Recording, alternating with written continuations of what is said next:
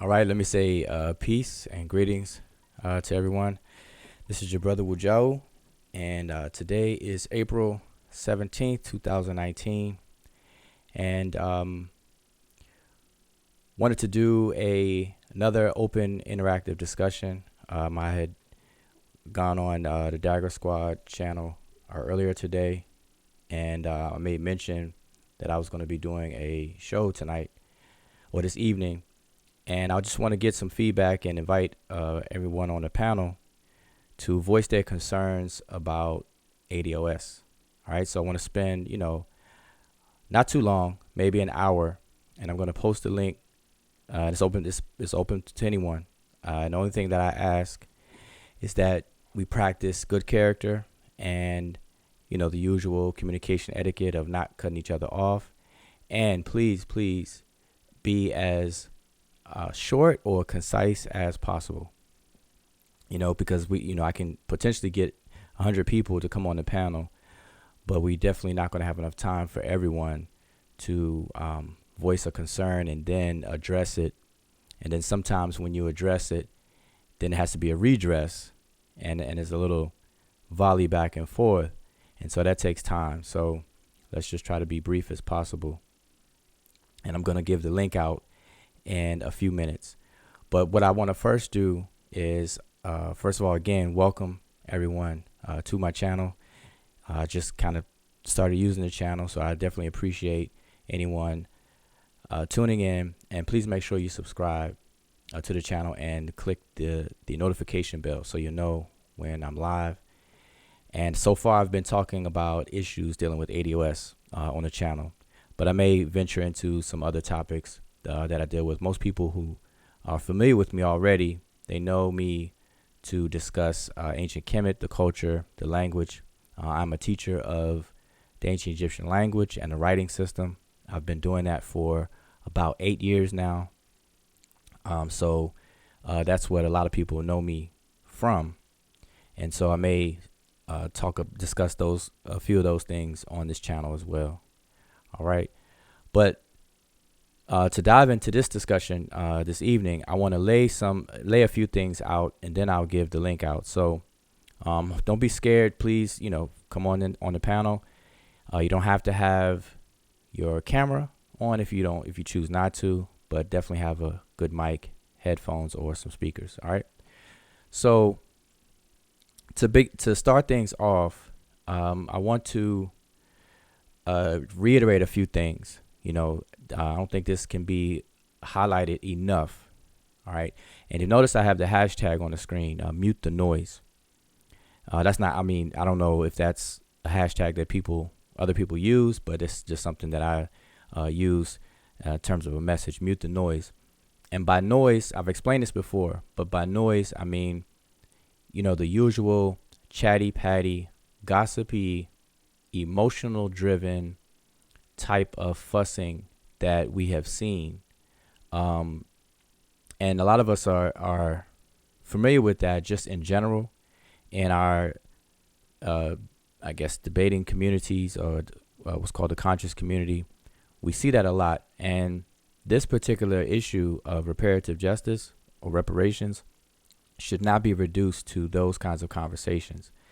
And so we've seen a lot of noise. So, I've been saying this for a while, is to mute the noise, because it serves no purpose but to distract and to derail the educational and political advocacy movement that we've come to know as hashtag ADOS.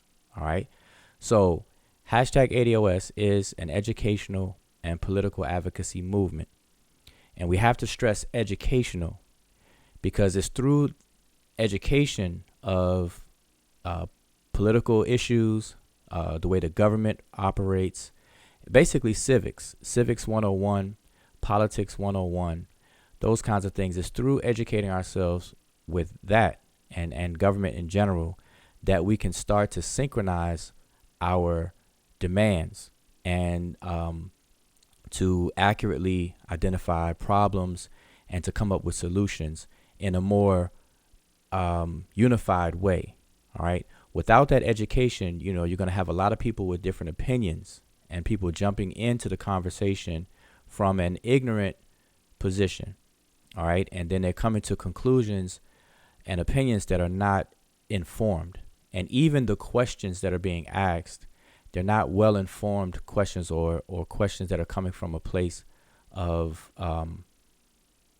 good grounding and so on. All right. So we have to definitely stress education. And we have a deficit or a void in our level of competency when it comes to politics and civics and government in general.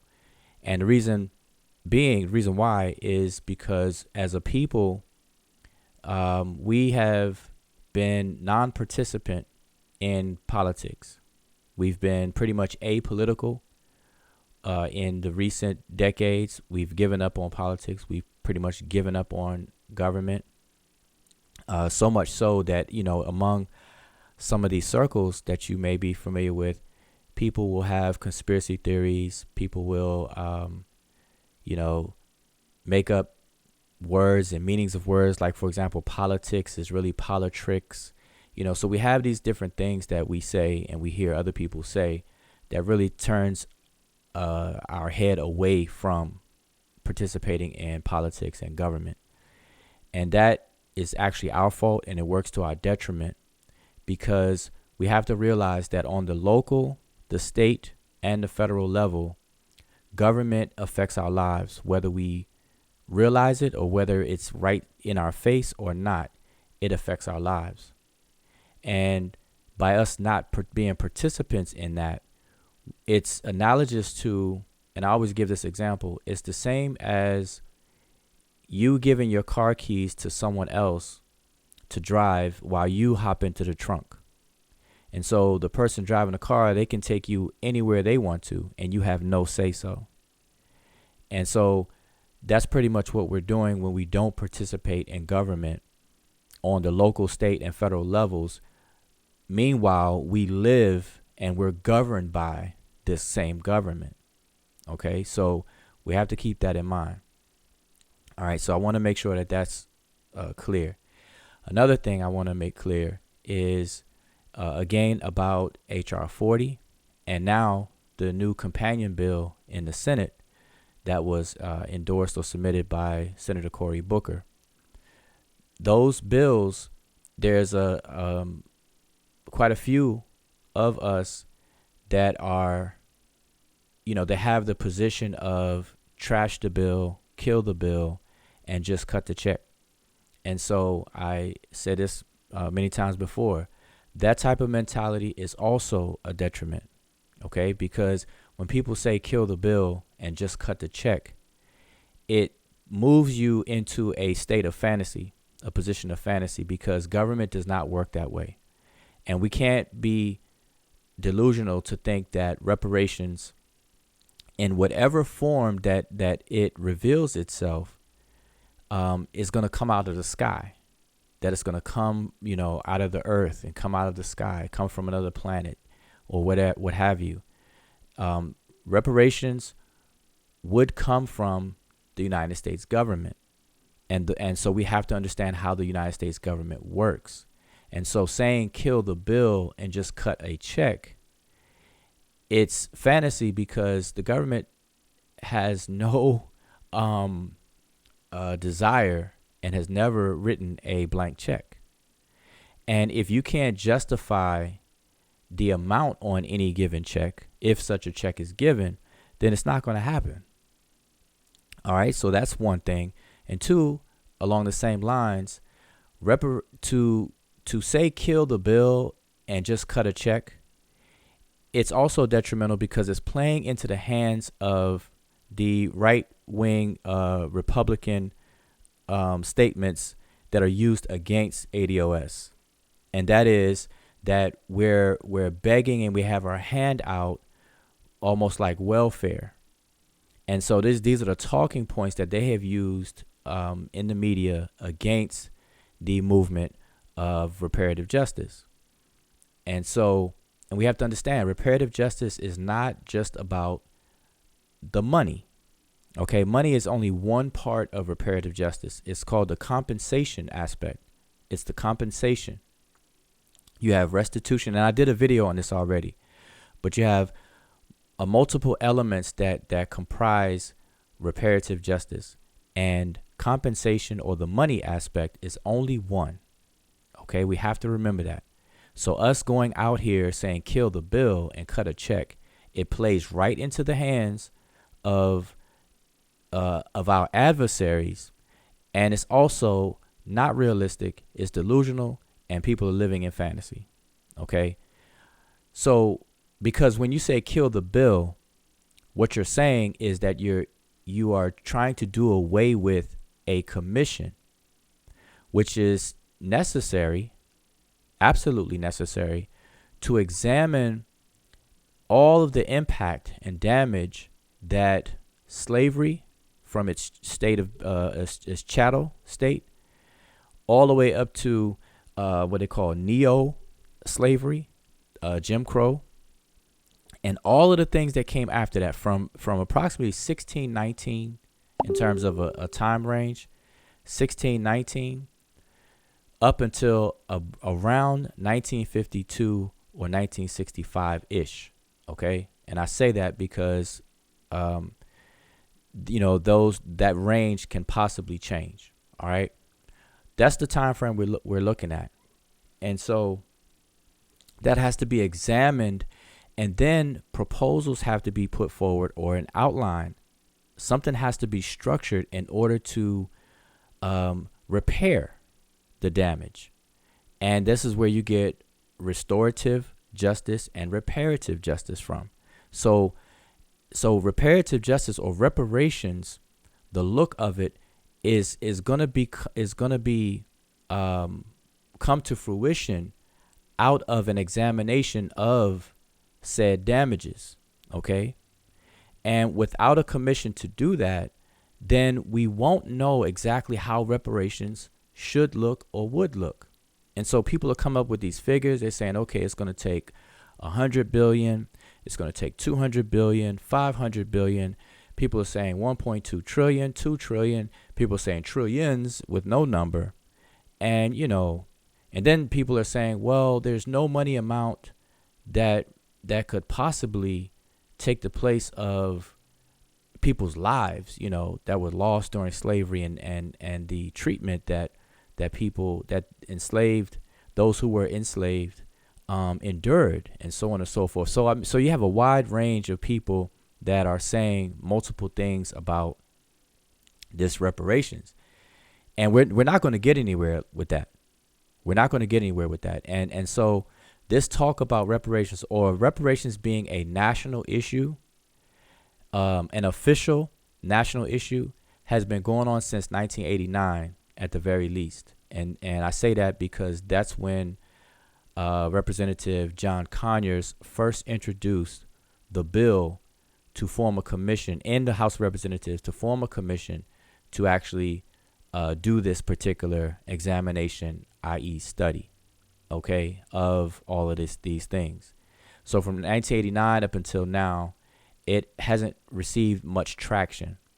Okay, it's not until now that this conversation has risen to the level that we see it now in the mainstream, and that is absolutely due to the ADOS advocacy.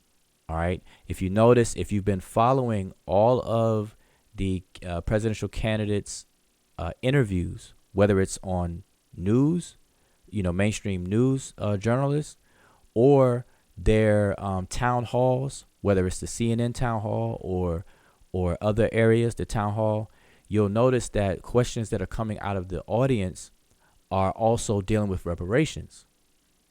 That hasn't happened before. Okay, even during the presidency of Barack Obama, reparations was not raised to this kind of level of discussions coming out of the mouths of so many people, so many politicians, so many congressmen, and so on and so forth. All right, so so we're in a new time now. Obviously, it has a lot to do with leveraging social media, of course, and we cannot forget the efforts, the ongoing efforts by other groups such as In Cobra and the likes. We cannot disregard any of those efforts and those ongoing efforts. What ADOS brings to the table that everyone can see is that of leveraging social media. All right. Because if you notice, the other groups, the older groups, they really had no social media presence, no social media advocacy. And social media is very, very important. That's the time that we're living in, and you can reach a lot of people a lot faster with a lot less effort. Okay. That's just the very obvious that we could see. And we could discuss a lot of other things. All right. So I just wanted to kind of lay all of that out real quick, just to reiterate those things, because I'm still continually see people saying, cut the check, HR 40 is trash, and things like that. And then I'm also seeing people still feeding the noise. It's like a garbage disposal. People are just feeding it. And I don't see enough people talking about the data, talking about just how politics works, how government works. Like, I don't see a lot of people sharing information in terms of educating everyone to bring people on the same accord, on the same page. It's more like people blame and accuse ADOS of being divisive. But what's really going on is people are feeding the noise that's creating the divisiveness. And then they're feeding it. It's like a what do you call it? Like a virus. It's like a snowball effect, and it just happens over and over again. It's like you're constantly feeding into it, and so this is why you see mute the noise. All right, so I just wanted to kind of lay those things out so people will know what I've been talking about, where I'm coming from, and so I'm going to post the link. And like I said, this is open for everybody. The only rules I have is that when you come in, please mute your mic, and we'll try to spread the mic around. And when you make a comment, please make it as short and concise as you can. I don't want to be too long with it, because what I try to do as I moderate the conversation, I will try to be very short in addressing everybody's comment. So, I by default, I think I will have the advantage of being able to respond to all of the comments and so on. So, and I'll do my best to be concise and short as possible. Okay, so that's all I ask. And of course, we're going to respect each other and so on and so forth. All right, so we have a mature conversation. And so let me post the link up, and give me 1 second. Pardon me for this delay. All right, but I do want to have this conversation. All right. Okay, so that is the link, and I'll post it periodically. And I'll just keep talking. I know there's a slight delay from me talking and you all hearing me and seeing everything. All right. So, but while I wait, now I'm going to post the link a couple of times, but while I wait, I do want to share a couple of things with you all. Let me get my screen set up. Okay, so that is the link, and I'll post it periodically. All right, let me see. I have to mute my brother here.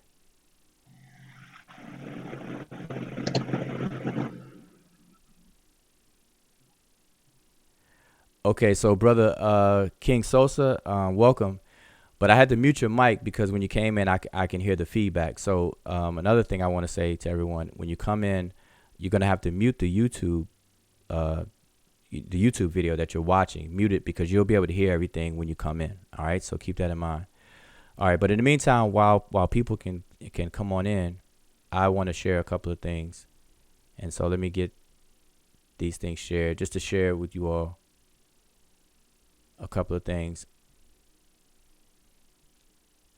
All right, so the first thing I want to share is an update on HR 40.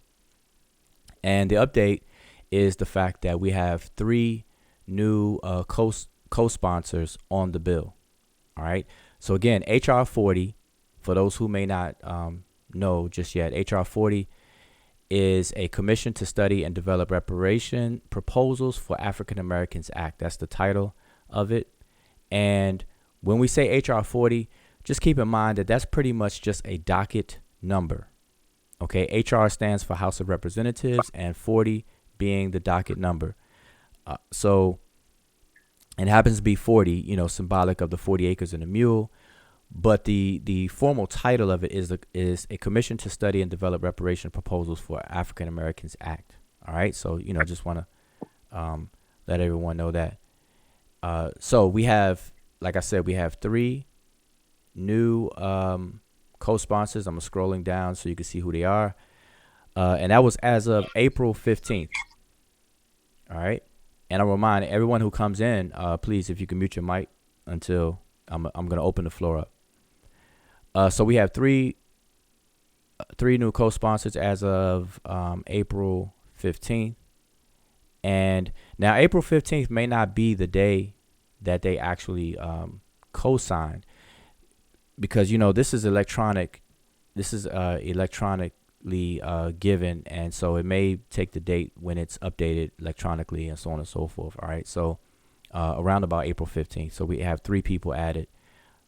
Frank Pallone, John Yarmouth, and Susan Bonamici. Okay, Bonamici, and I'm probably mispronouncing that. Okay, so I just wanted to update you all on that. And so total now is 38 co-sponsors. All right, so, now I do want to remind everyone that this particular bill is in need of revision and or amending. Okay. And so Antonio Moore and Yvette Cornel, they plan to do a show in the near future, if not tonight, with their recommendations, and they're going to discuss the changes that's needed in the HR 40. Okay. And again, there's a companion bill in the Senate. Now, the companion bill in the Senate, it's showing up online, but not the text. The text is not there. So I would show it to you all, but it would be pretty much a blank screen. The title is there, though. And it's actually an interesting title. Matter of fact, let me see if I can pull it up. So let me share. I will share it. Let me pull it up for you all. Again, the text is not there, but you all will be able to see it. Okay, so here is the bill. And I hope you all can see it clearly. I try to blow this up as much as I can without it being distorted. Okay, so here's the Senate bill. So it's the Senate Bill 1083, and this is the title. Now, I guess this is tentative, because there's nothing here yet. And when you click on text, it will tell you.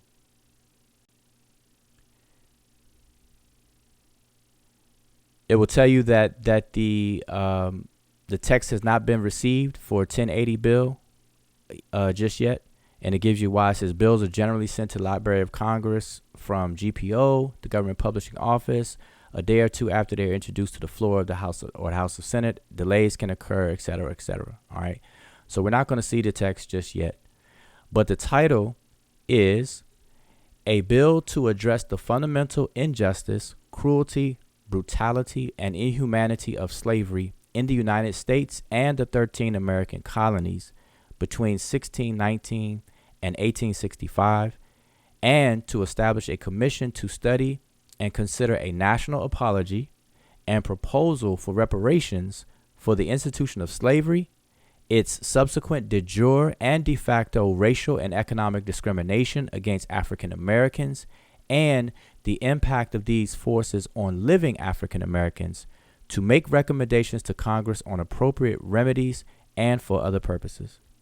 Now, that title is a lot meatier than the title of HR 40.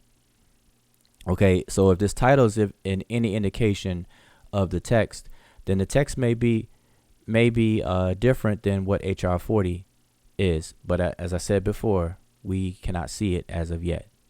At least it's not listed on the official congress.gov website as of yet. All right, so I look forward to that. And when it does, I will, I will share and we can discuss that. Now, for those who are familiar with congress.gov, I would encourage you to create a free account. All you need is an email and a username. And when you look at these bills, you can sign in and you can click on Get Alerts. Right here, you see Get Alerts. Make sure you click that so you can get notified when things change. And so, for example, for HR 40, that's how I was able to know that we have 3 new co-sponsors, because it lets you know as soon as they show up. All right, you receive an email. All right, so it's good to do, and the account is free. All right, so I wanted to share that, and let's see something else. I just want to get through this quickly. Another thing I want to share is okay, so one of the things, and I'll open up, let me just check, see who's here. Okay, I see I have 4 people, so if y'all bear with me for a second, I just want to get this shared. And matter of fact, let me post the link again. Got to make sure everybody has the link. And don't be afraid. This is what it's about. Tonight is about an open, interactive discussion. All right. And I want to get into it, get some good discussion going for not too long. I want to keep the video nice and bite-sized. All right. So let me share this. So what I'm about to share is a part of a short clip of a recent speech given by Dr. Cornel West. Okay, and the reason why I'm sharing this is because Dr. Cornel West gave a very good and succinct summary of why there's a need for specificity, or his understanding of specificity when it comes to ADOS being distinct from other blacks, others in America that will also be considered black. So what Cornel West is saying is he understands why there's a need to move from the level of just flat black, as it's called, being black in America, down to being more specific, being ADOS versus black from another country, as people will say, black immigrants, and so on and so forth. All right. So I just want to play this now. The video is actually on my channel, but I want to play this, for those who didn't see the video, so you all can see it now and we can watch it together. So it's not that long. It's about 2 minutes. All right. So let's just take a listen.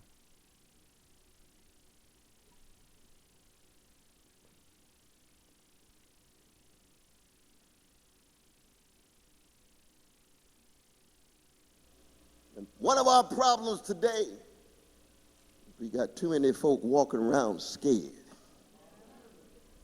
And they don't realize that being scared to get you in more trouble. Being scared would get you in more trouble. So I want to begin by invoking some of the best voices of our past. We're celebrating the 190th anniversary of David Walker's appeal. Colored citizens of the world, and in particular, and very expressly, those in the United States. And I want to accent that. I know my dear sister Yvette Cornell and others have been trying to zero in on the varieties of blackness in the United States, and it's very important. We ought to love all people, we ought to love all black people. But when you come from a people who have been enslaved in their own country and built that country and still ended up being lynched after they were so-called freed. See, there's no Jim Crow in Jamaica, no Jim Crow in Barbados, no Jim Crow in Antigua, no Jim Crow in St. Kitts. We love our brothers and sisters there, but no Jim Crow there. Never in the history of the world for 240 years have there been enslaved people who were made citizens after a barbaric war, and for 12 years we do have a chance to create a multiracial democracy, but we lose it with the withdrawal of the military troops, and lo and behold, neo-slavery sets in for another 100 years, and therefore, lo and behold, you thought your expectations were elevated, thoroughly shattered, because you're right back into a different kind of experience for black folk who come from enslaved, Jim Crow blackness. And there's nothing wrong with pointing out the distinctiveness and specificity of blackness and still ensuring that we can come together in solidarity. Okay, so again, I played that clip in case you didn't see it on my channel already, and you can watch his full speech. I believe I put a link to the full speech under the video of this clip, and I think it's important to share that if you haven't seen it, because he gives his understanding of, he understands why there's a need for specificity, but the very end is even more important, that we can specify a distinction between ADOS and other immigrants, while at the same time, and this is important, while at the same time also seeing our unity and our solidarity together.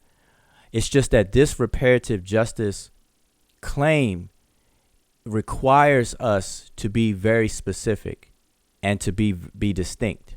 And this is something that rubbed people the wrong way in the beginning. And it's understandable because we're coming from a place of ignorance on these different processes. And again, like I said, we've been apolitical, we've been non-participants, so we don't understand how this quite works. And so we react off of emotions initially. And so that's been going on since about January. And so by now, and this is why ADOS as a movement is also an educational movement. So it's through the education that people should be able to calm down. And so this is why I say mute the noise. Again, mute the noise. And with that, I saw in the comments while I was playing, and I have to make an example out of this person. Where did it go? This comment. And now I don't see it. Oh, okay, here we go. So this is a comment in the chat, just a little while ago by Edward Dunbar, MBA, and they said Yvette Cornel is going to give her reparations to her white girlfriend. She's suspect. See, it's that kind of comments and mentality that is noise, and that's exactly what I'm talking about as far as mute the noise. And I only repeated that comment just to show a real live example of what we should not do. All right, because one, it's petty. Two, it's childish. It's very immature. And then three, all that stuff, when it came up a long while ago, was addressed by Yvette Cornel. And so what purpose does that serve in this conversation and our ultimate goal and aims? It does nothing but distract and just, it's just very, very detrimental. So anyway, with all of that, I do have another clip to share, but I can share that a little later. But I do want to open it up because that's what it's all about for tonight. Open up the mics. So I have muted everyone's mic so far. So if you want to jump in and start the conversation, by all means, go ahead and unmute yourself. One thing I do ask is when you first talk, just, give a name and where you're hailing from, just your state or whatever, not your address or anything. So just let us know where you're hailing from, and you got the floor.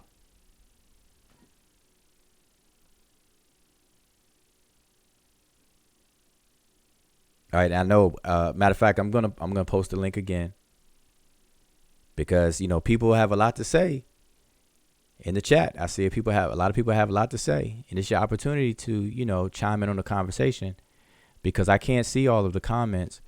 And if you do write a comment directed to me or addressing me, put an at symbol in front of my name. At me in the comments. That way my name will be highlighted and I'll know that you're talking to me. All right. Because these comments, the chat, a lot of people will have conversations among themselves and I can't pay attention to all of it. It scrolls so fast. So make sure you put the @ in front of my name so I can see it. But yeah, the floor is open. So anybody here, if you have a comment, a question for me, and let me say this disclaimer. I should have said it at the start. I don't claim to speak for Yvette Cornel. I don't claim to speak for Antonio Moore, and I don't claim to speak for the entire movement that we know as ADOS. All right. So I want to make that very clear. As far as that goes, the sister Yvette Cornel and the brother Antonio Moore, they are more than capable of defending themselves and answering things themselves. They don't need me or anyone else to defend them. So I want to lay all that out there.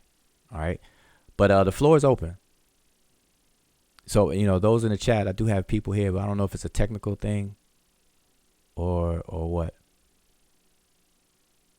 Now, you all know me. I'll keep on talking. So, I'll jump in. Okay.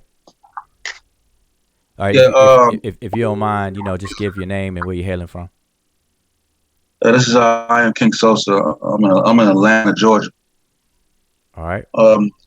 Yeah. So I meant this when I talked to you earlier too on the chat. I want to say you should address the Thalia Oracle and just explain some of the rhetoric. Because you see a lot of things being used to slander the movement, kind of label it a white nationalist. I see a lot of people trying to use those little talking points. They're taking bite-sized pieces out of the black agenda, and then they're misconstruing it, like taking it out of context.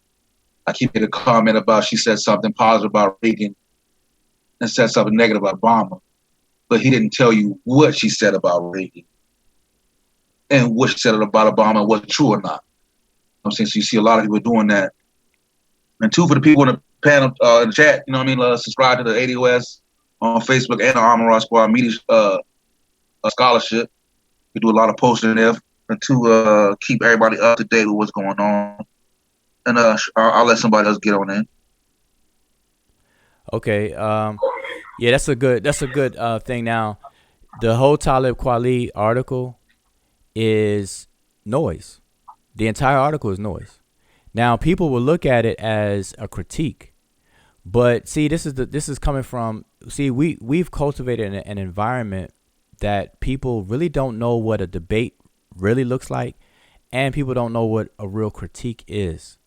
And so when you critique someone, and I'll give you an example, like Yvette has said. Let me see. Let me give an example. I gave one earlier. Like you have one-sided critiques where somebody will say what one person says against somebody, and then that's all they will give you. But they won't say what the person said in response to what was originally said to balance it out. And this is what you call a fair and balanced critique. Or, when you share something like that, like if you look at it as a court case and whatnot, both sides, like the jury has to listen to both sides and they have to explain both sides so the jury can determine the evidence, look at the evidence and apply the law to the evidence to come with their conclusion or their verdict. Well, the same way with these critiques are the same. They have to be fair and balanced. But you see people that will just give one-sided critiques. They'll just focus on anything and everything that's said bad about Yvette Cornel or Antonio Moore or the movement, the hashtag movement as a whole. They'll just push that, show that, play that, and promote that. But they will never show any responses or any of the feedback, rebuttals, or anything that someone from the movement or Yvette and Antonio themselves have said, and so on and so forth. All right. And that's also detrimental. That's all part of the noise. When it comes and also, Joe, too, part of mute the noise, you're gonna need some mods, bro. Because we already got a troll. Numbers get bigger the more trolls. We got a guy in there trolling. Yeah, I'm gonna do that. I appreciate that. I'm gonna do that probably after this show for the next show, I'll definitely create some mods because I can't monitor. I can't monitor the chat and run point on this at the same time sometimes. So yeah, but I appreciate that. But what I was saying about Talib Kweli, some of the things he said within his article, within the noise, was already addressed. Like all of it, actually, all of it was already addressed. The white nationalist issue. Yvette Carnell has a video. Now the video is not for that purpose, but within one of her particular videos, and it was fairly recent. One of her recent videos within the last 2 weeks, she addressed it. When she was first accused, and that was a Twitter battle going back and forth, she addressed it in her video, in one of her videos. And so that's how I can tell people don't watch her videos. And if you want to know what somebody says, you should go to them. At least read what they write or hear what they say, themselves and everything. She explained all of that and outlined all of that stuff. So that's all taken out of context. Then with Antonio Moore saying, he might as well marry a white woman or something to that effect. I'm paraphrasing. All of that was taken out of context. If you go to the video where that little soundbite or quote was taken from, you will clearly see that that's not what he's talking about. That's not what he means. That people should go. He's not endorsing or suggesting that people go out here and ADOS people go out here and just marry white women. ADOS men go out here and marry white women and so on and so forth. And so that's what I'm saying. That's part of the immature aspect of us, and we just have to swallow that. This is something that we are responsible for, and collectively we just got to do better. And it's going to come through education. It's going to come through people putting the fire and pulling each other's coattails to keep each other in check. And so this is what I've been doing. Whenever I see my brothers and sisters feeding the noise, I pull their coattails. I say something. And so we can't be enablers allowing this to happen. All right. Whether they're ADOS or non-ADOS, we have to say something and keep it moving. We can't feed it. But, if it's somebody that or that you have access to, pull them to the side and say, hey, man, or hey, sis, we're not trying to feed that noise. Let's talk about the data. Let's talk about the issues. Let's get on the same page. That's what we have to do more of.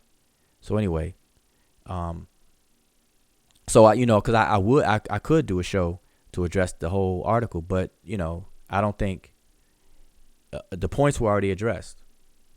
And so it's really not really about that. Now people will call it a critique, like I said, and they'll say, well, you got to balance it out. You have to know the other side of things. Well, but the same people don't listen to and don't follow the people that's being spoken about in the article. Follow them on Twitter. Subscribe to their YouTube page. Watch their videos. They have hours and hours of video. Watch it. I can tell. I can speak to someone, and after about 10 minutes, I can tell if they watch their videos or not. Just by the questions they ask or the things that they say, you can tell. I mean, it's nothing special. You can just tell about anything. You can tell if somebody read a book before. If you read a book and you know the book back and forward, and somebody talks about something, you can tell if the person read it or not just by the questions they ask or what they say. You can tell. So it's nothing special. But anyway, again, the floor is open. I know we have some others in here, came in here. And again, I want to say I appreciate anybody who's tuned in tonight and part of this discussion, but I need you all to actually participate in the discussion. Unless you all just want to hear me talk. Can I be heard? Sure can. Yep, I can hear you. How's it going, brother? All right, I'm doing good. This is Sid from Atlanta by way of Philly. And one thing I want to do is commend you on your patience and how diplomatically you kind of handle a lot of what you call the noise. Because, bruh, I ain't got the patience. I'm one of them unapologetically type, you know what I'm saying? Like with my approach, like I'm just tired, and I feel like a lot of people are disingenuous. A lot of people are either trying to derail the freight train or they're trying to jump on the bandwagon. I got a problem with both, especially when, and I don't know if you've seen Voice's recent tweet or Instagram post, whatever. We talking about, I like the ADOS movement, but I got a problem with the leadership.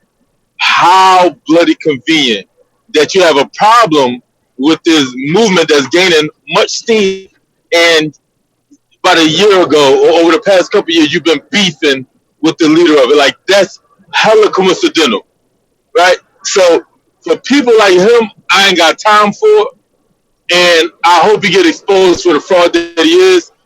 Less than 6 months ago, talking about how reparations is a joke, ain't never gonna happen. Get on your ownership, your financial literacy, whoop, whoop, whoop, whoop, whoop. And then he got exposed for being a front man for an Asian businessman and some movement that's also funded by some white corporate guy.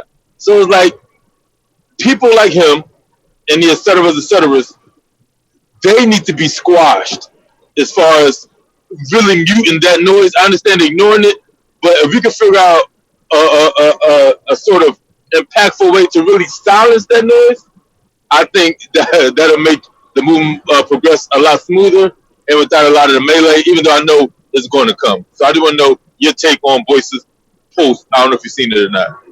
Okay, yeah, but let me start back. Let me go backwards. What you last said. Now notice, the hashtag. Like I said, I just made that hashtag. I don't know if it already existed or if other people are using it or whatnot. But when I say mute the noise, notice I don't say ignore the noise. So I don't want you to think I say ignore the noise. I say mute it. So you have to actively mute it. Not dwell on it and not feed it, but mute it. But the only way that people can really mute the noise is we have to come, from a place of being proficient or competent. We can't mute noise with noise. You see what I'm saying? So I want to make that clear in case anybody else may think that I'm saying ignore it. No, we have to mute it because we need everybody on the same page. And if you ignore it and the noise goes on, we can go into a corner somewhere, but then people are still just rattling around in a bunch of noise, and we're not growing that groundswell that we need. Because you got to understand, not you, but everybody has to understand that in politics, politicians they respond to pressure. And pressure can come in two major forms. There's other forms, but two major forms people are familiar with is money and numbers. When politicians, congressmen, and so on and so forth, when they see large numbers of people on the same page making demands, that's pressure. They respond to that. And they respond to donations and contributions and those financial interests.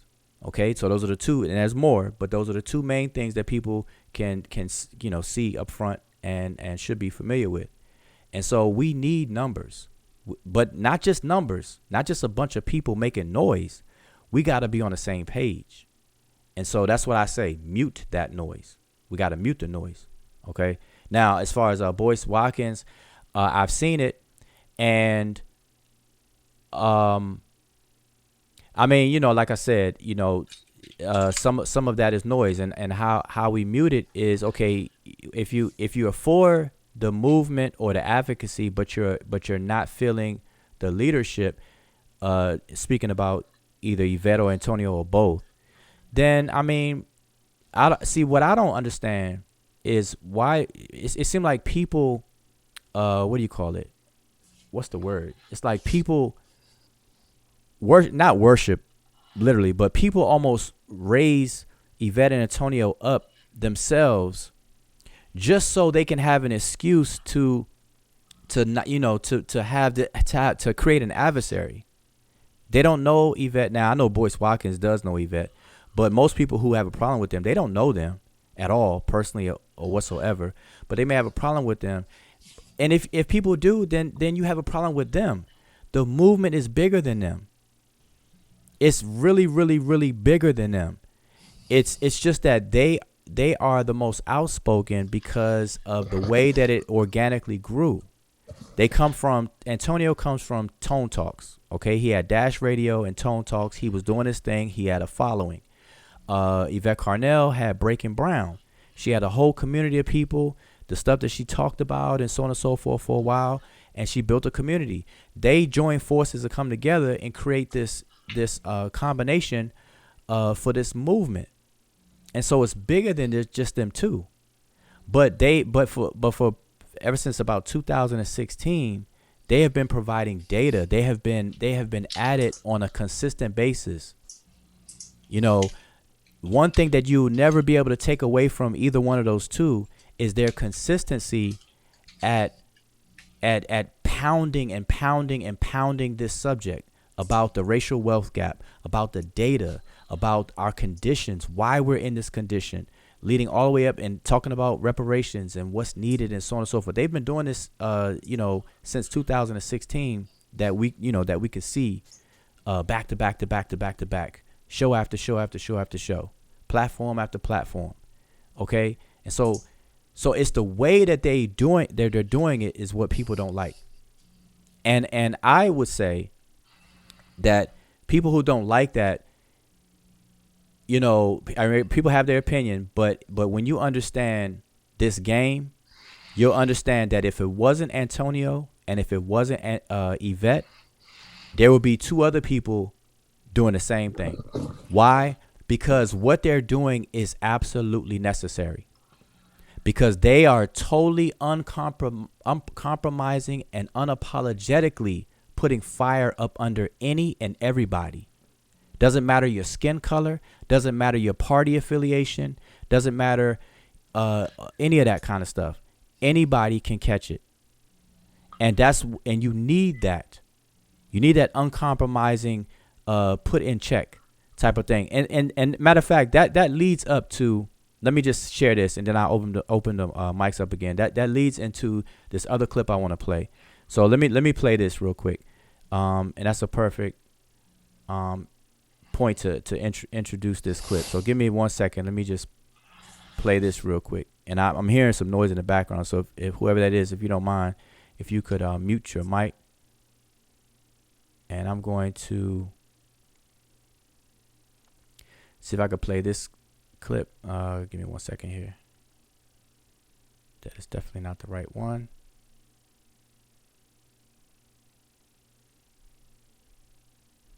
Okay. So now what you see on the screen, now this is from CNN, so I'm not even sure if I should play this because I don't want any strikes on the channel or anything like that, and I'm not quite clear on how that works with the strikes and stuff. So I'll tell you what, I am going to not, but I'll play the audio. I think I'll be safe with that. So I'll just play the audio. Marianne Williamson's face, and I'll just play the audio. All right, I'll do it that way. Just rather be safe than sorry. So give me a second. Let me play this audio. Okay, so I want you all to listen to this clip, but I'm gonna make a comment about it. Then I'll open the floor back up.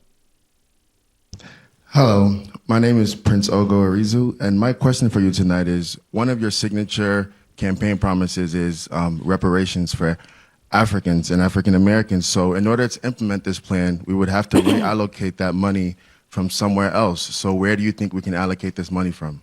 Well, first of all, it's not a zero-sum game. So, when people want to do things like tax cuts for the very, very wealthiest, or invasions, invasions of countries that didn't even do anything to us, nobody asks where they're going to reallocate the money from. The issue of reparations is an issue that speaks to what I was saying before. We need to get real in this country. We need to talk about what's really going on in this country. I don't believe that the average American is a racist. I actually don't. But I do believe that the average American is vastly undereducated about the history of race in the United States. And at the end of the Civil War, there were 4 to 5 million slaves in the United States. And General Tecumseh Sherman promised at that time 40 acres and a mule for every former slave family.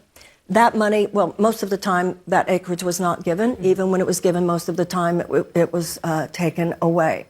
The economic gap, and remember that 2.5 centuries of slavery was followed by 100 years of what today we would call domestic terrorism. You know, what do you call lynchings if not domestic terrorism? What do you call Ku Klux Klan if not domestic terrorism? Full-on institutionalized white supremacy and segregation. Even though we answered that with the Civil Rights Act that dismantled segregation, the Voting Rights Act that gave equal rights of voting to black people, even that we've started chipping away at since 2013. We have mass incarceration. We have racial disparity in sentencing. This is not a debt we can afford to delay any longer. The economic restitution for 2.5 centuries of slavery, followed by 100 years of domestic terrorism. Germany has paid $89 billion to Jewish organizations since World War II. And in 1988, Ronald Reagan signed the American Civil Liberties Act, where all surviving prisoners from the Japanese internment camps during World War II were paid between $20,000 and $22,000. It's simply a debt we owe. This country will not heal until we take a serious moral inventory. People, a nation must undergo the same level of deep moral inventory, admission of our character defects. Racism is a character defect. Let's end this. Let's fix this. Let's solve this. Reparations won't end everything, but it will be a profound gift. It implies a mea culpa. It implies a recognition of a debt owed, and therefore it carries not only economic power, but spiritual force. Whatever it costs, it's time to do this. Okay. So now, I want to make a couple of comments. Now, at the end, she said what, because remember, the brother's question was basically, how are you going to pay? Where's the money going to come from to pay for reparations? And her answer, that was a full answer to that question. And she ended it with, it doesn't matter the cost. We need to do it. And see, that's the kind of you know, that's the grounding that's needed, because what happens is people ask those kinds of questions because, you know, on the other side of the fence, you got people who are saying it's a scam, it's wishful thinking. If you think that the government or the white man is going to give reparations or whatever, stop begging. You know, we have all of that noise that's going on and everything. So with that understanding, she's answering this question by outlining, she laid out a case why reparations needs to happen. Period. People are getting caught up on the how and where the money gonna come from, but she laid out a reason as to no matter where the money comes from, it needs to happen. Okay. But now another reason why I played this clip is that in the beginning, so let me rewind. I'm gonna play the very, very beginning again. So just listen for a second. Hello, my name is Prince Ogo Arizu, and my question for you tonight is, one of your signature campaign promises is reparations for Africans and African Americans. So in order to implement this plan... Okay, so I'm going to pause it. Now the brother said Africans and African Americans. And so the reason why, you know, I'm playing this clip based off of what I was saying before is that what he said, Africans and African Americans, the sister Yvette and Antonio Moore checked him on that on Twitter. And so people are looking at them check him on that and then, you know, giving feedback from them checking on them on that. And so this is what I mean, that in this fight, we got to understand that this is a fight. And so, as I said, if it's not Antonio and Yvette themselves, it would be two other people that would have to do the same thing. What they're doing is absolutely necessary. They got their finger on the pulse, and anybody that is out of pocket, they're checking them.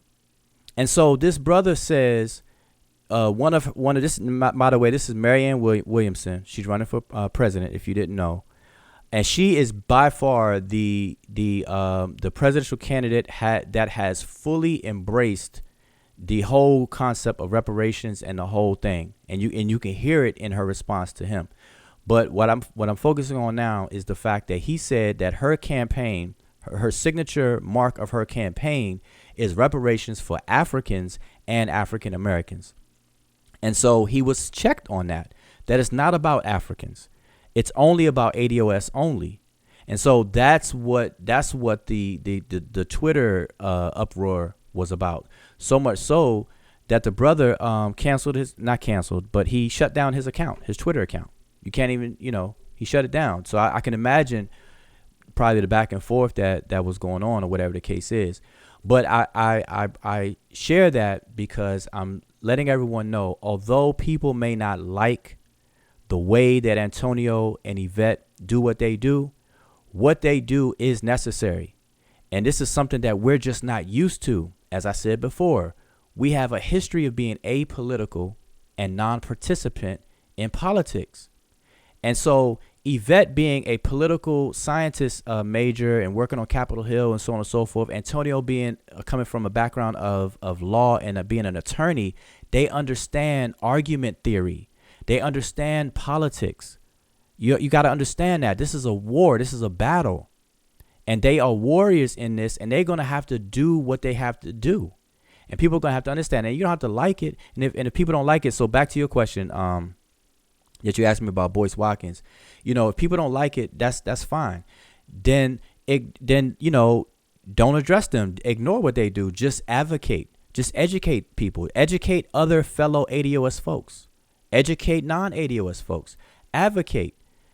Start looking at the data, start sharing the data, start sharing the issues, contact who you got to contact, spread it out, spread the word, advocate, do what you could do outside of Yvette and Antonio.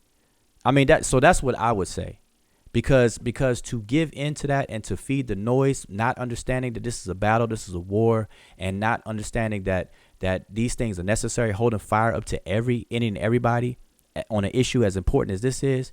It's absolutely necessary. It's absolutely necessary. So people don't like it, then, people are going to really have to get over it. Like, really. All right. So, I mean, that's what I say to that. So, again, I'll open the floor back up. I know I was a little long winded with that, but open the floor back up. Man, I appreciate that answer, man. And I think that was important for you to address how mute the noise is not just a statement, but rather a call to action, and to kind of silence all the excess blah, blah with data and consistency, and to kind of stay on code. So I appreciate that. And did you also peep how Star from Star and Buckwild radio show, I don't know if you're familiar with them, but even he's endorsing the AOS movement and the AOS advocacy, and that was unexpected, but I mean, it couldn't be right on, can it be any more on time, man? Yeah, I am familiar, and I was a little bit shocked too, because I don't follow his shows all the time, but based on what I kind of would suspect coming from, his flavor of things, I didn't expect it either. But it was, and actually he had Yvette on his show. I heard that. I commented on it. I said, damn, now I got to follow you, because he's really like a bit of a shock jock. Not really my cup of tea, but I mean, he got 80,000 followers or subscribers. So, I mean, like you said, the strength is in the numbers, and the numbers is what make matter move. So I'm all for it. Exactly. So he had Yvette on his show for a brief, like maybe 15 minutes, 10 minutes, and he was able to ask her a couple of questions, and she responded, and that's how you do it, and keep it moving. So and this is early. See, people gotta understand that there's a lot of time, well, not a lot, but we have time before the 2020 election. And this movement is in a infancy stage, and we're going to go through growing pains. But the main thing, I'm going to tell you, the main thing is education. We're going to have to take a crash course on civics, government, politics, local, state, and federal levels. We got to take a crash course in this. And we have to re-educate ourselves on American history. Because a lot of us don't like the topic of slavery. And so when we become adults, outside of learning what we learned in school, when we become adults, we don't really want to hear that. We don't want to hear how our ancestors were treated, mistreated, treated, whatever the case is. We don't want to hear that. Like for example, when that movie, what was the latest movie that dealt with slavery came out? What was that? That's 12 years of slavery. Yeah, there you go. 12 years of slavery. Movies like that. I remember when it came out, people were complaining. They're like, oh man, another slavery movie, another slavery movie. and things like that. So we don't really want to hear about that. You have Roots. I remember watching Roots. Like Roots was the end all be all.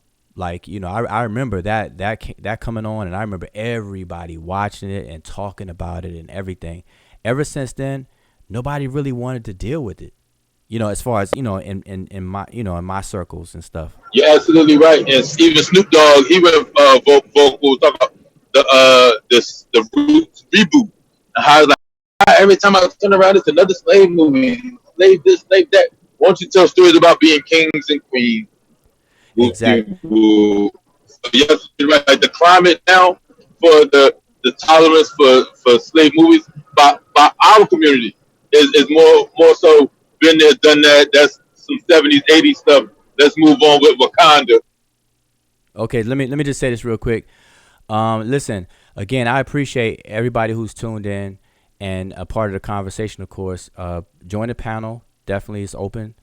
I don't want to stay on too long, but please ignore any trolls that may be in the chat.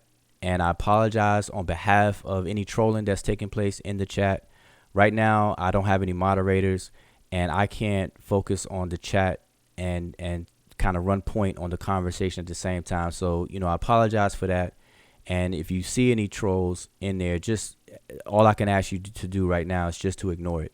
Don't feed it. Just ignore it.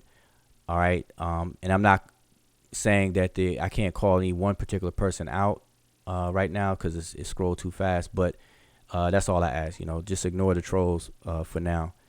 And in the future, I'll have some mods in the chat, and you know, try to keep that down. So, all right, again, the floor is open. The floor is open, and I'm gonna post the link up again so that everyone can. Anybody who didn't get the link and would like to come in on the conversation, by all means, do so. All right. Now, if you're a troll in here, now, how do you know? You come in here trolling here. That's a fast way to get out of here. All right. All right. So, yeah, and if you're interested in being a mod, you know, just kind of contact me or whatever. I don't have any mods. You know, when I'm on here, you can go ahead, you can put me in there. Biasa said he'll do it too. You know what I mean? So I ain't got a problem. That way you get somebody while you're doing it, we can post and share the show at the same time so we can actually be walking and chewing gum at the same time. You know how we like to do it.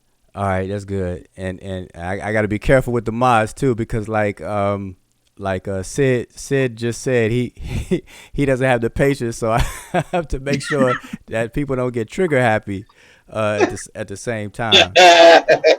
So I gotta be mindful of that. You know, I just like to keep things professional and mature and whatnot. So, but again, the floor is open, and I don't want to stay on here too long. So, you know, let's kind of be concise. But I do want to hear from everybody. So I got a couple people here.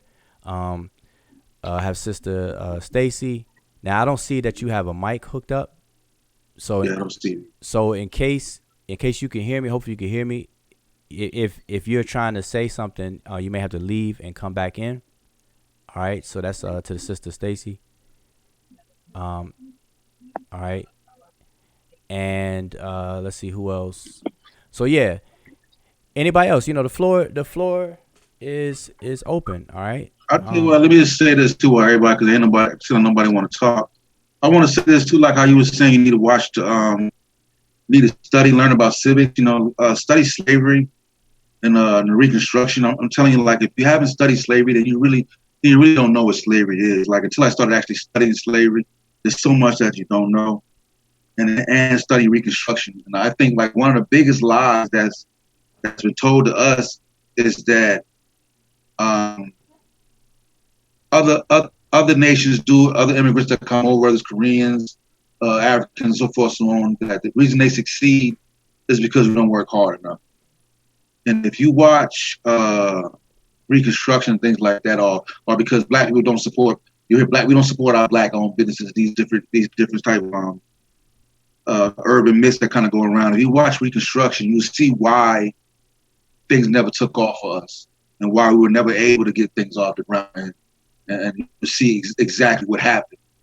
So this concept of that we didn't work hard enough, or we not willing to work hard enough, when most of us are partly raised by single moms who work 2 and 3 jobs. So like I said, educate yourself on it, then you really have a understanding of what happened and why we are where we are. Okay, that's good, and I recommend everybody to watch that, definitely. And like I said, a big part of this advocacy, this movement, is education.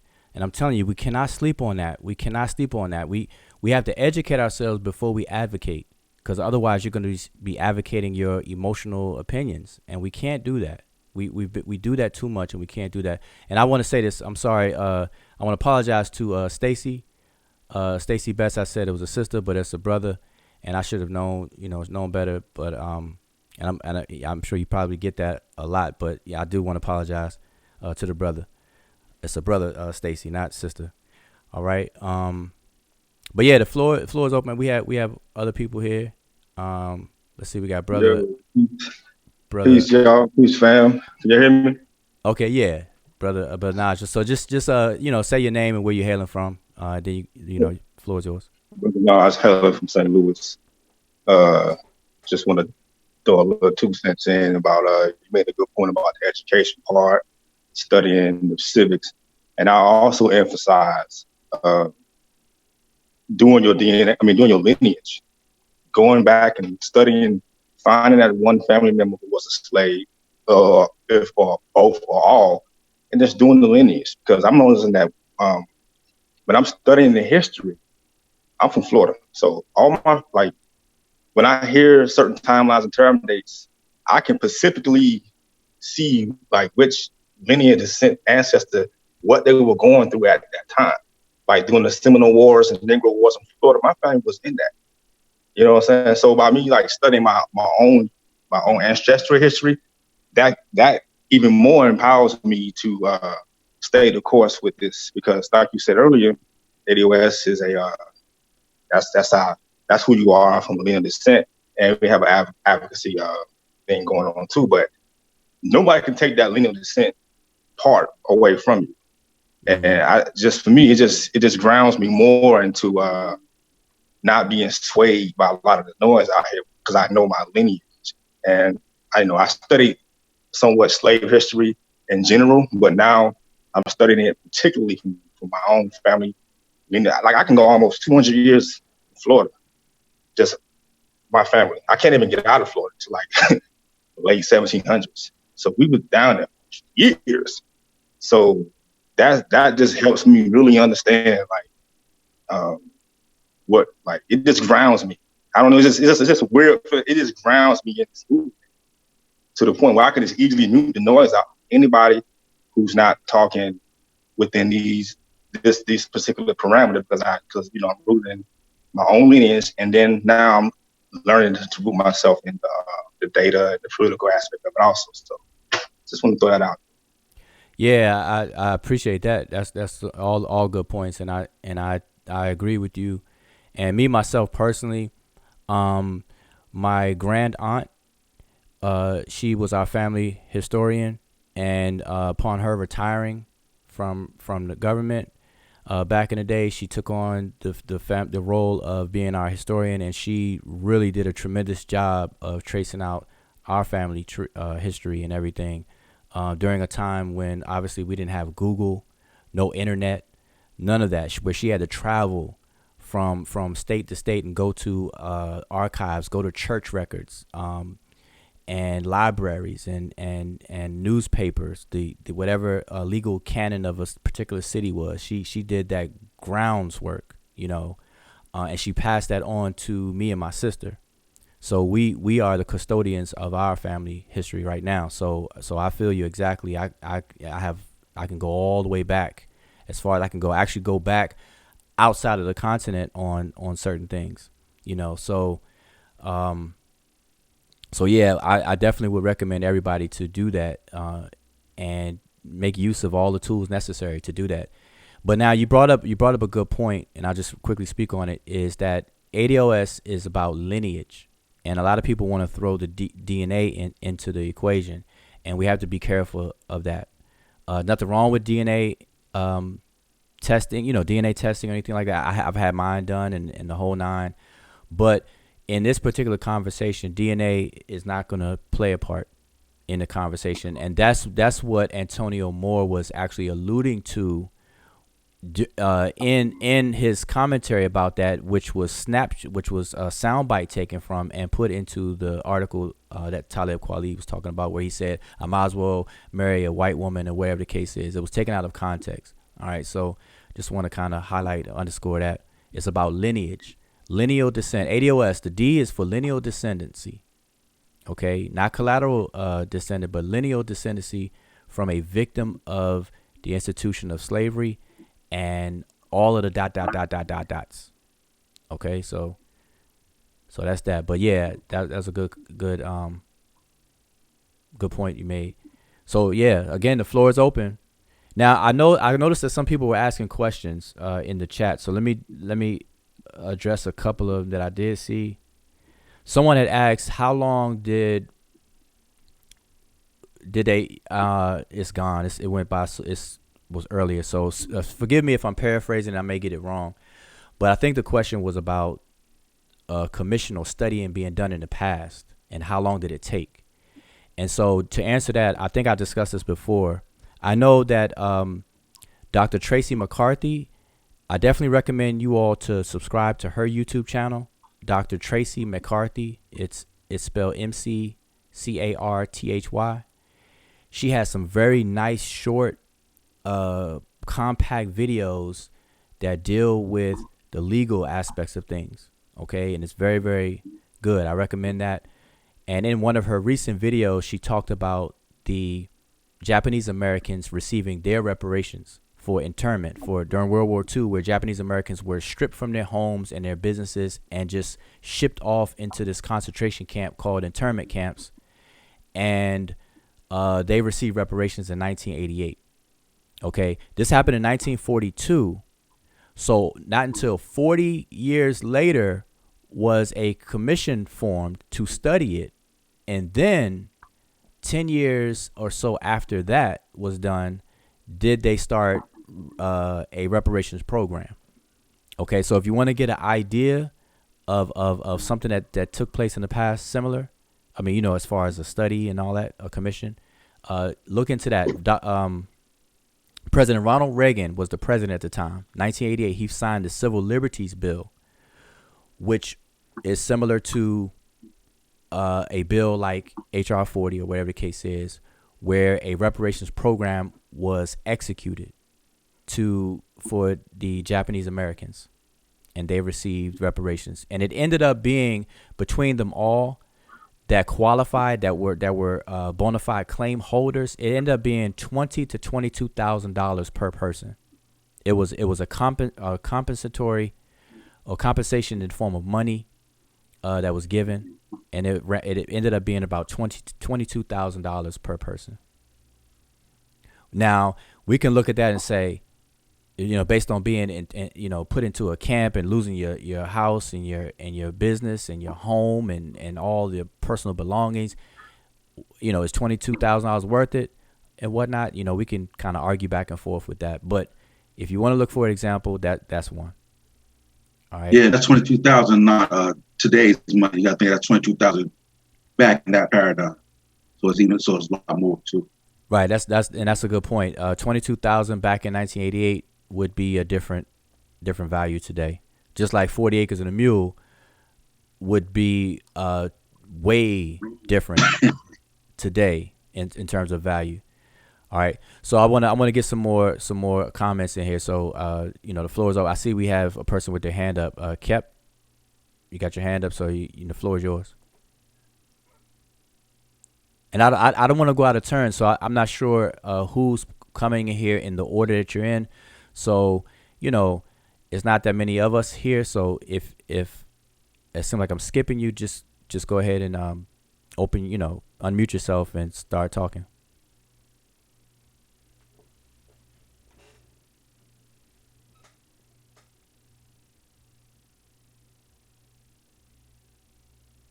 Okay, so if nobody's gonna talk, I'm gonna keep running my mouth for a little while. I don't want to, like I said, I don't want to stay on too long. But I want to get some comments, some feedback and some things. Okay, I am six. I was asking about the Jewish, not Japanese. Okay, I see. So he clarified it for me, or they clarified it for me.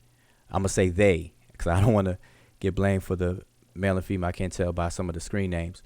The Jewish Holocaust. I'm not sure. I don't know off the top of my head. So I don't like to discuss things I don't know. Okay, so I'll be quick to say I don't know something. All right, so I don't know right now off the top of my head, but that's something to look into, and I will make sure I know that next time that I'm live. If you have the same question, if you don't find out prior to it, okay. So I apologize. I don't have that answer. All right, I don't have that answer, but to just kind of speak on the reparations Jewish organizations received from Germany and so on and so forth, you have to understand, and as far as the United Nations is concerned, the Jewish people received an entire country, the state of Israel, to the point that it is what it is today. All right, so just keep that in mind. So again, if nobody else on the panel has anything to say, I'm just going to look through the comments again and see. And by the way, I'm not sure if everybody knows this, but slave masters, people who owned slaves, actually received reparations for the abolishment of slavery or the ending of slavery. Slave owners received compensation, not the slaves. The 40 acres and a mule was a promise that was taken away. All right. So, now like I said, I'm not sure if people know, and think about it. It shouldn't be surprising, because even to this very day, you have countries that was once colonized that are paying a debt to either Britain or France right now. African countries, and I believe some of the Caribbean nations. Okay. I think Jamaica's still paying right now. If I'm not mistaken, I think Jamaica's still paying, and Haiti. Right, that's what I'm saying. It's either both or between Jamaica and Haiti. And so it's not, so they have issues. I mean, and that's why CARICOM is basically a confederacy of the 15 Caribbean nations, and they're fighting for what they're fighting for. So they have a fight. I think even Zimbabwe just got some flack for trying to get a payment plan for these the white landowners that they ran off their land a few years back. I think they're also looking to pay them also. They be getting a lot of flack. Yeah, the farmer that they took the land from. Yeah. Yeah. And speaking about Africa, I should just say, people who are not ADOS, non-ADOS, we still have this thing that's, this kind of rift between ADOS and then black immigrants. And, that's part of the noise, and we have to know what to do to mute that noise. And that's why I played that clip with Cornel West, because the end of what he said is very important. Number one, we could walk and chew gum at the same time. Two, we have to understand the real concept of unity. See, people in their mind, when we say unity, people think that everybody has to be an identical clone. And that's not what unity is. Unity is the simultaneous macro and micro interrelationship. And I'm going to say this again. Unity is the simultaneous macro and micro interrelationship, where you can be a distinct small element among a larger machine or larger body that operates in unison, but still maintain your own uniqueness. And I'm going to tell you, the perfect role model, or the perfect model for what I'm saying, is your own body, the human body. The human body has several organs that have different functions, different identities. Your heart does not do the same thing that your lungs or your liver does, but yet they all work together in unison or complementary to each other for the health of the human body as a whole. And so people got to understand that when you look at a human being, you're looking at unity, but each element within that unity on a, that's the macro will be the human body as a whole. The micro would be each individual organ. And so we have to understand that when we organize, that's what we're saying, an organization. And we have to understand that we can organize and move on a macro level together as black people. But we have to understand the specificity needed as ADOS distinct from black immigrants. And so because people don't understand that, people get emotional, and that's where the noise starts. And then somebody pushes somebody, then somebody push back. And so, but verbally that is, so you got somebody attacking somebody, and then therefore the whole big uproar, chaos, and all that kind of stuff. So to mute the noise, just try to explain that to people. Explain what true unity is. And again, I'm gonna say it again. It's the micro and macro simultaneous existence of micro and macro interrelating with each other. And just point to the human body. That's the best example of that. So we as ADOS can, on another level, be unified on the flat black level with our brothers and sisters who are immigrants here, but will be called black.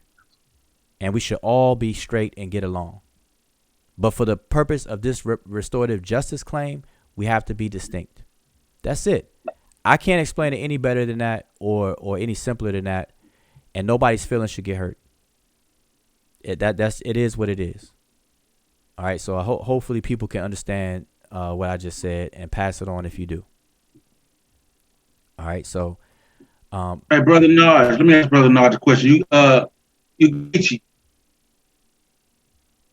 Hey, say it again. You're breaking up. Geechee.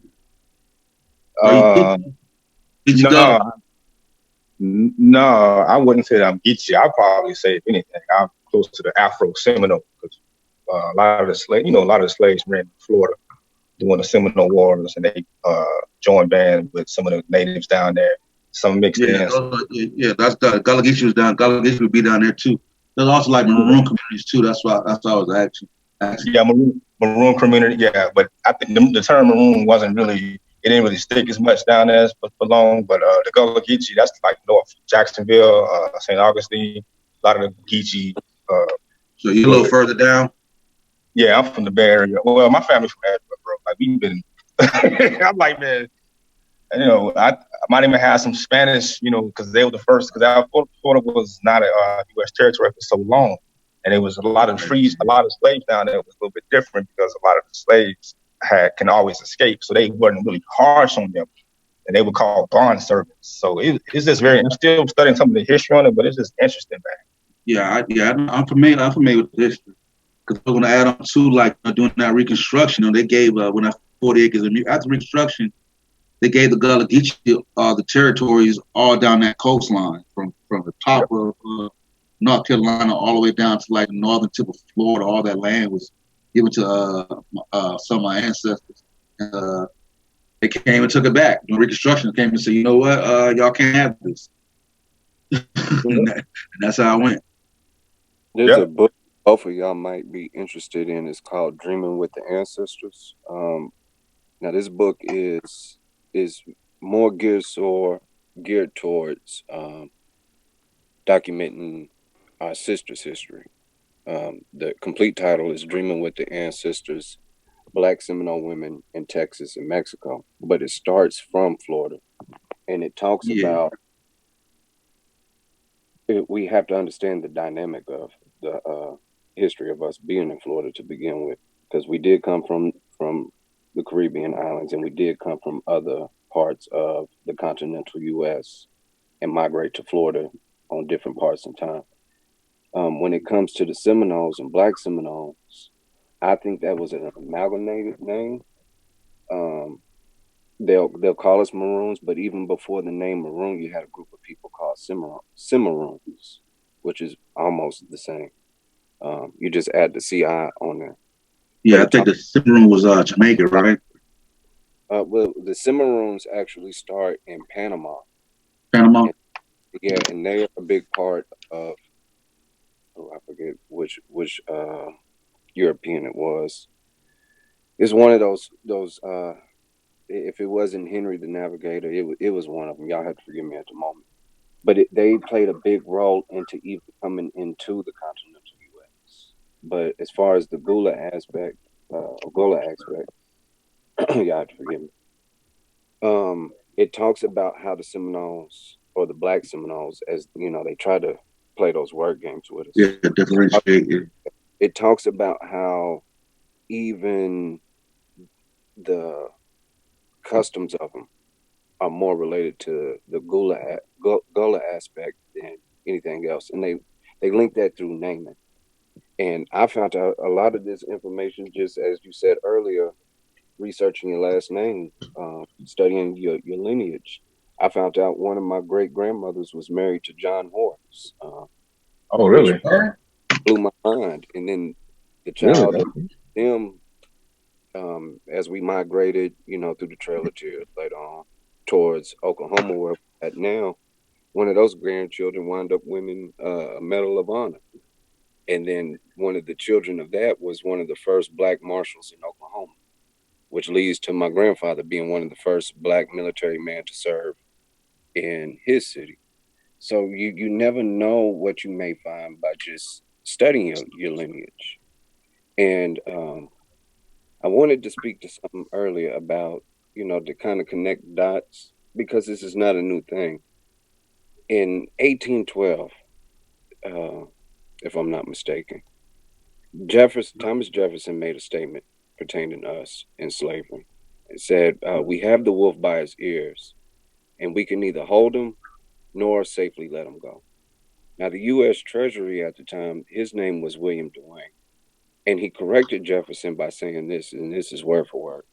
The American-born blacks in even the southern states where slavery is yet suffered feel a sentiment of patriotism and attachment to the U.S. Those who doubt it know very little of human nature and the force of habit on the human mind. End quote. To that, I say this.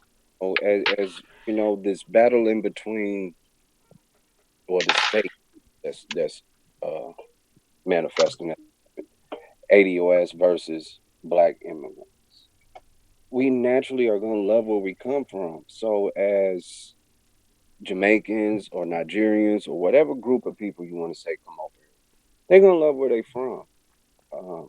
The weird dynamic that no one is paying attention to is the Blacks in America feel like we are hypocrite to say if we love America, that we love where we're from because it's racist, this, that, and we all know these conversations. So for even back then, for us to say, hey, we are willing to do whatever it takes. We just want equality. We just want our fair share. This conversation is not new. What's now is more than ever we have a chance to unite. Everybody points out, well, what has Yvette done? Oh, she just on social media. This is just a hashtag. But look how many, as we keep saying, look how many people's interest is catching. Look how the conversation is growing because we got resources we never had. So let's take advantage of that in every aspect of the word. I don't want to get too long-winded, but this is such a big conversation. Listen, you said a whole lot, and I don't really have anything to add to it. Hopefully, people. I think you mentioned some reading material. I think you should repeat that real quick. Yeah, that where I actually got that from is quoted in a book called The Internal Enemy. Okay. Slavery and War in Virginia, 1772 through 1832 by Alan Taylor. Okay, so maybe you could type that. Yeah. You could type that in the chat for everybody as well. But those are some good points. But let me answer some of these questions, and then I'll kind of wrap it up because, like I said, I want to keep this bite-sized as much as possible. There were some good questions I was looking at while you were talking. And let me see if I scroll back. Where'd it go? And forgive me, you all. One again, I appreciate anybody that's just hanging out, and hopefully you benefit from something that's one of us said on the panel. And again, I'm gonna keep doing this again. I'm gonna have a panel discussion. I would try to have a panel discussion at least once a week, and then I'll probably just share information the other times. Let's see. I saw a question here. Wow. I either scrolled too fast for me, or I am moving too fast myself. Okay, I'll do this one. Black Dollar asks me, do I agree with Yvette Cornell that Pan-Africanism is dead? I don't. Or put it this way, I agree with it to the extent of the same thing that I agree with Nas saying that hip hop is dead. All right, and I'll leave it like that. If you understand that hip hop still carries on, hip hop still does anything, but Nas said hip hop is dead, and you look at the context in which Yvette said Pan-Africanism is dead, and I always recommend people to watch that whole video where that's a title of one of her videos, and I recommend people to watch the entire video, and then you'll understand the context in which she was saying it. And then she also brought it up in a couple of her other videos, but it's one video that has that exact title, and I recommend people to watch it, and you'll understand, or you should understand, what she means by that. And like I said, I'm not a spokesperson for her, but when you ask me, do I agree with her? I understand what she means by it. But is Pan-Africanism dead? That's why I give the analogy of, is hip hop dead? Because Nas and other people say hip hop is dead, but we can still hear hip hop. They still have hip hop awards right now. People are winning awards. What's her name? What's her name? That received everybody went crazy over her receiving an award. Cardi B. Yeah, Cardi B just got an award, for whatever the case is. So, that's that. But let's see. Okay, CJ says, don't forget that reparations proposal should also include making us a protective group. Right. Now we got to understand that reparations includes what we need are policies, programs, and protections. Protections. Because the entity that can protect a group of people or demographic of people is government. And that's something that we don't quite understand, or, to our own fault, because like I said, we've been apolitical and non-participant. We don't understand the role of government and the importance of government on local, state, and federal levels. All right. So you can't ignore your local politics, your state politics. You got to understand, the United States of America is composed of 50 sovereign states. They're sovereign up to the point of their membership, where they have to relinquish some aspect of that sovereignty to be a member of the Union of the United States, and they have to give up certain things. And one example is they can't have a standing army, like the United States, federal, national, or federal level of the country protects all of its 50 states. So each state will not have a military like how the United States has, that the president is commander in chief of, et cetera, et cetera. But every state, the governor of every state is pretty much the equivalent of the president of the United States. And so every state has a Congress, and the whole thing. So we can't ignore that.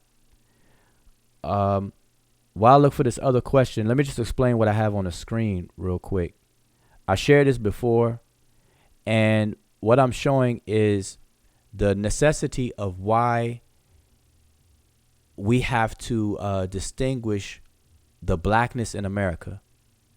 And so if you go from the top, we have global blacks, and what that means is that we have what people would consider black people all over the world. Okay, our idea of what a black person is, we have that all over the world.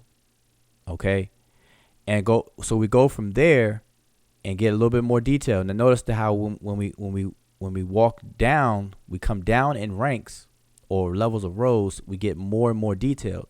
So in this next level, we have blacks in Africa, we have blacks in America, and then we have blacks in other countries. And I put blacks elsewhere because I don't have enough room to name a whole bunch of continents and or countries. Okay, so now if we go down further, we have to be a little more detailed. So concerning the blacks in America, or who would be considered black in America, now we have more distinctions to make. We have ADOS, who are United States citizens, who are lineal descendants of victims of the institution of slavery and all of its vestiges. And then we have people who could be considered black in America, but they're not ADOS. They are immigrants or first or second generation or children of immigrants here. And that's a distinction. And people cannot take this personal. People are going to have to understand that we're still brothers and sisters of one another in a global struggle, because people, especially from the Caribbeans, have suffered an aspect of slavery as well. And no one ignores that or try to pretend it doesn't exist or any of that.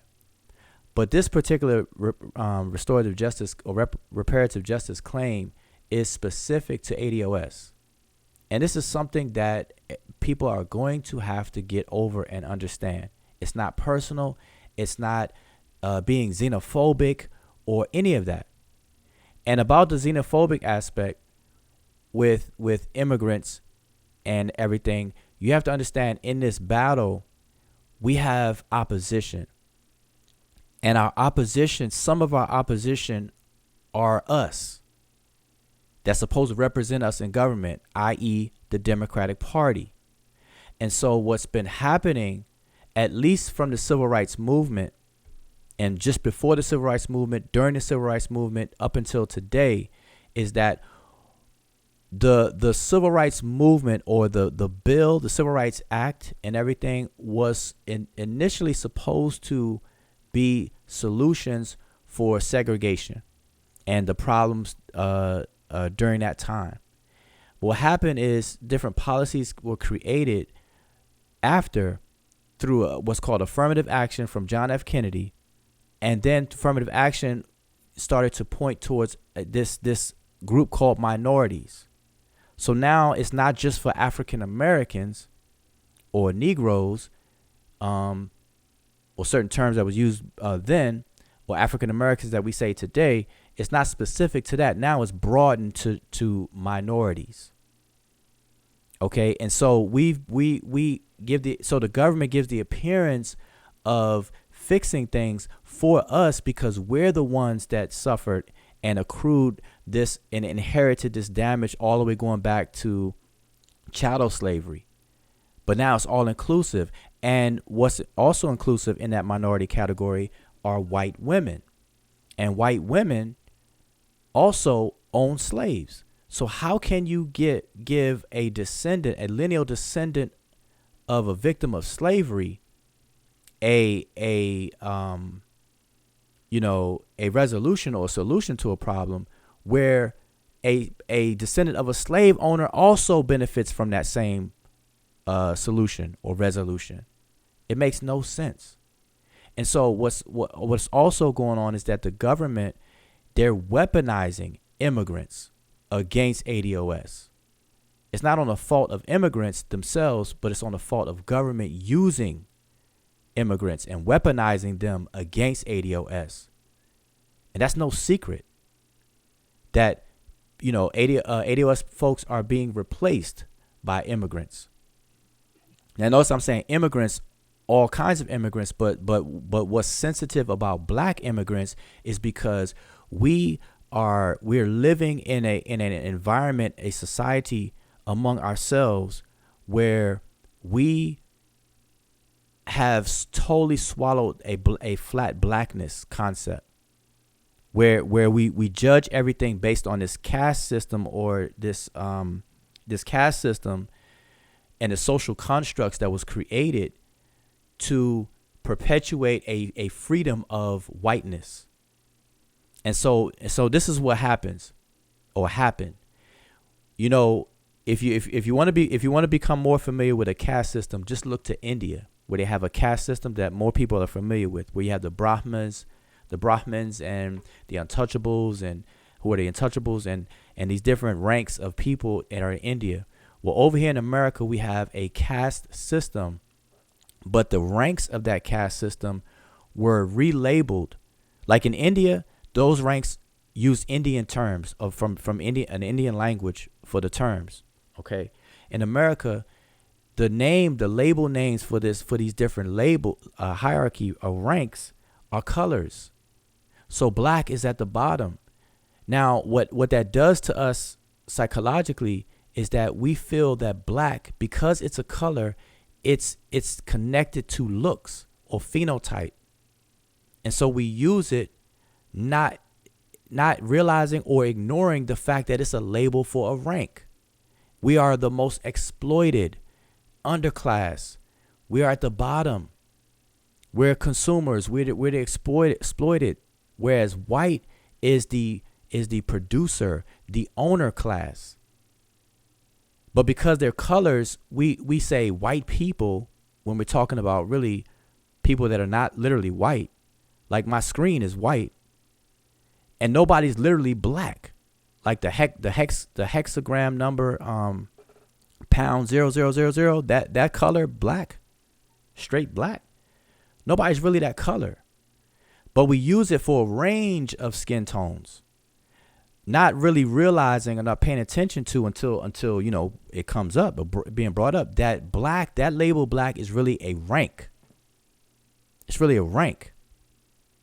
And so, like for example, anybody who lives in North Africa above the Sahara Desert, if they were to migrate and come over here and become and live here in America, they can rightfully and by definition identify with the race of white.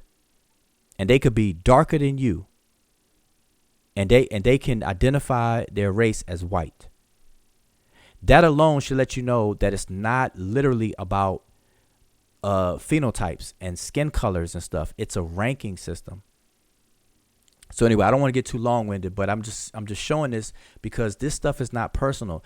This stuff, we have to unpack this. We have to understand government. We have to understand law and how things became the way they are. And we just got to get through it. We got to get through it. And we can do this together if we just mute the noise. All right. We got to be able to mute the noise. And then the last question I can address right now is, it is scroll. I remember the question, but I forgot who asked. It was a sister, and I know it was a sister this time because of the avatar. Oh, there we go. Lauren Fowler. She asked, how do you recommend that one begins tracing his or her slave lineage, especially when one's family is dying out? Now, so this is what I would recommend. Ancestry.com is a company that also offers DNA testing. Now, remember, I said DNA is not part of the conversation when it comes to this reparative justice claim. But personally, you can use companies like that, well, especially with Ancestry.com. Not AfricanAncestry.com. AfricanAncestry.com is good for high resolution DNA results in terms of what percentage of your DNA and everything, in terms of your haplogroups, where do you connect back on the continent of Africa? But I'm talking about Ancestry.com because they specialized in genealogy.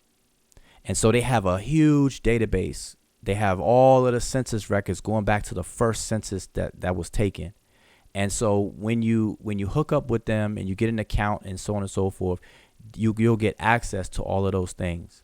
So that, along with, if you choose to also do your DNA testing with them, they'll actually, anybody else in their database that's related to you on the DNA side, they'll link to you in your account on the genealogy side. Okay? So that's just one route that you can take. And then obviously it may be some hard work and it's going to take some investigation and some research. You're going to have to start and it should be obvious, you definitely start with all of your living relatives. Whoever is alive and you know that they're part of your family, go ahead and talk to them. Take a notebook, take a recorder, and just go visit them, get them on the phone, ask them the questions, record their responses, and then document it. Okay, that should be the obvious starting point. But the other thing that I said is another thing that I would recommend. I've done it, and I'm telling you, I was rewarded with a wealth of information about my family up and beyond what my grand aunt did as our family historian. So I was able to add to the tremendous work that she did just based on technology and so on and so forth. So that's what I would say to that. But now just to close out, does anybody on the panel, have any closing remarks? Because like I said, I want to kind of keep this as short as possible. So I would like to wrap things up, and I'll just give my last words after. But if anybody has anything closing, go right ahead.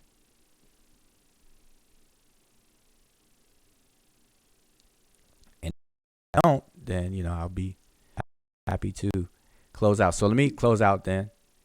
I love before you do, let me just say, Brother Nard, send that Facebook request to me. Love Social on Facebook so we can link up. You can go ahead, watch. You can go ahead with Joe. Okay, you were saying that to me? To Brother Naj. Oh, I see. Okay. Send that link. Okay, all right.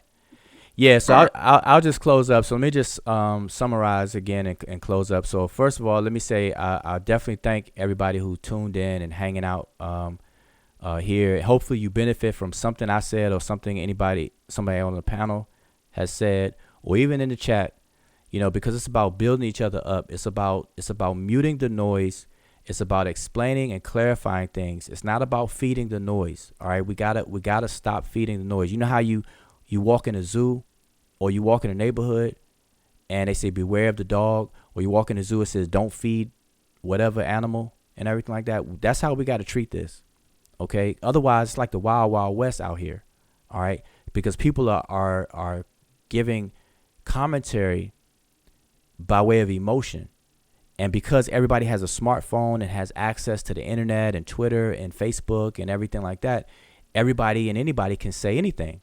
And so we have to have that understanding and not feed it. But now I'm not saying ignore it. I'm saying mute it, which means to actively do the best you can to mute it. And how you do that is giving information. Change the emotions into facts. Give the facts. Just give emotion. Like what I was saying about ADOS versus black immigrants. It's not that anybody has to be divisive. It's just we have to have an understanding. We need allies. We all.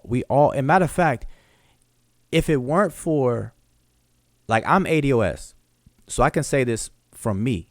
If it weren't for my ancestors, then people who are coming over here on their own accord to tap into the opportunities here in this country, if it weren't for my ancestors, that wouldn't be possible today. Period.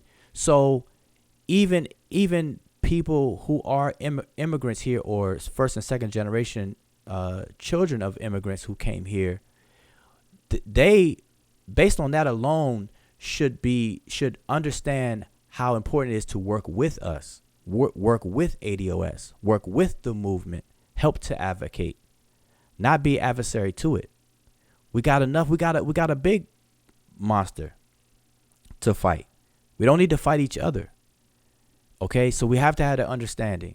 And I'm gonna tell you, if you run across people who are feeding the noise and seem to be purposely doing it, that's a whole nother thing. You may have to switch gears even on that. Okay, so that's what I always mean by mute the noise. We got to do that. We have to step up the education and everything. And so I did give an update on HR 40. We have 3 new co-sponsors to HR 40. HR 40 is not up to our liking, and we have to understand that it needs to be revised or amended. And like I said, Yvette Cornel and Antonio Moore, they had announced that they're doing a show, and they're going to explain their recommendations or what needs to be added to it. Hopefully that goes down tonight, because Yvette has a show Monday and Wednesday. Okay, so tonight maybe that will take place. I'm not sure. So that's with the HR 40. We all know by now that Cory Booker has submitted a companion bill, which means both of them have to be amended. Well, we haven't seen Cory Booker's bill yet, so let's not say anything about that. Judging by the title is meatier. It has more meat on that title. I read it earlier for those who missed it. His title has a little more meat on that. So it's interesting. It'll be interesting to see what the bill is, if it's anything different than HR 40.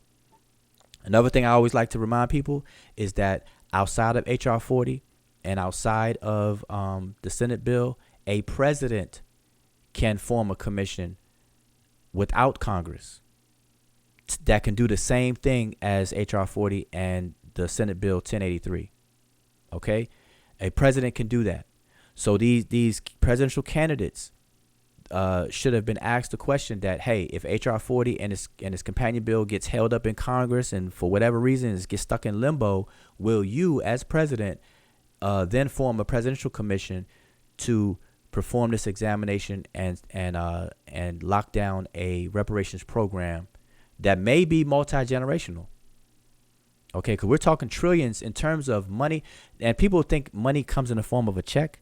No, it's going to take money to put these programs together. It's going to take money to execute policies. It's going to take money to assure protections.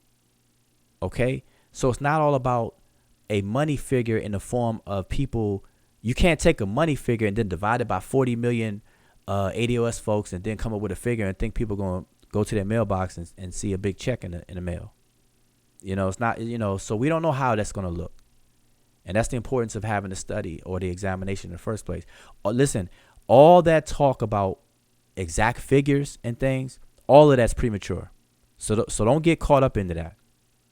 If you hear somebody say 2 trillion or 500 billion or whatever, just know that all that talk is premature.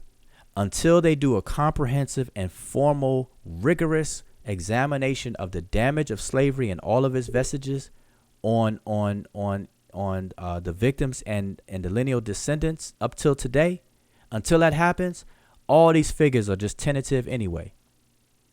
Okay, so don't fall for that, and don't get caught up too much into that. All right, and what else? Well, that's it. I pretty much said everything. I just want to kind of recap on it, and also remember to subscribe if you haven't already subscribed. Click the notification bell if you haven't already done that, and I'm gonna try to have these shows at the very least once a week, in terms of an open panel. But then I may come on and share any updates and news and things like that. But remember, Yvette comes on Mondays and Wednesdays. Antonio Moore comes on, I believe, Tuesdays and Fridays, if I'm not mistaken. But if you haven't already subscribed to their channels, subscribe to those channels. Also subscribe to Dr. Tracy McCarthy's channels. And what else? And then other people that speak on these issues. And remember, again, I'm going to say this one more time. Don't get caught up in the noise. Mute it. Mute the noise. Because, gossip is easy to talk about. We're used to that. It's easy. Oh, look at what so-and-so said about so-and-so. Oh, man, look at what they snap back. Oh, they're arguing with each other. We look at it as entertainment. And trust me, you all, this topic of reparative justice is not to be joked with. This is a very serious issue that affects millions of people who are alive today, and it affects even more in terms of history, our ancestors leading up till today. Okay, this is for them. All right, we have inherited poverty. We have inherited the damage. We have inherited this lack of access. We were the shoes that white people use to run their race. And you have to understand that slavery was an institution that allowed white people to become free and remain free. Remember, the colonists, the people that came here were running away from Britain. And they broke away, declared their independence, and then to remain free and to accumulate power, slaves were used. So people from the continent of Africa were enslaved here, forced to work for free, and built this country and made it what it is to this very day. Those are our ancestors, and it's not that long ago. So don't even fool yourself in thinking that slavery is way back.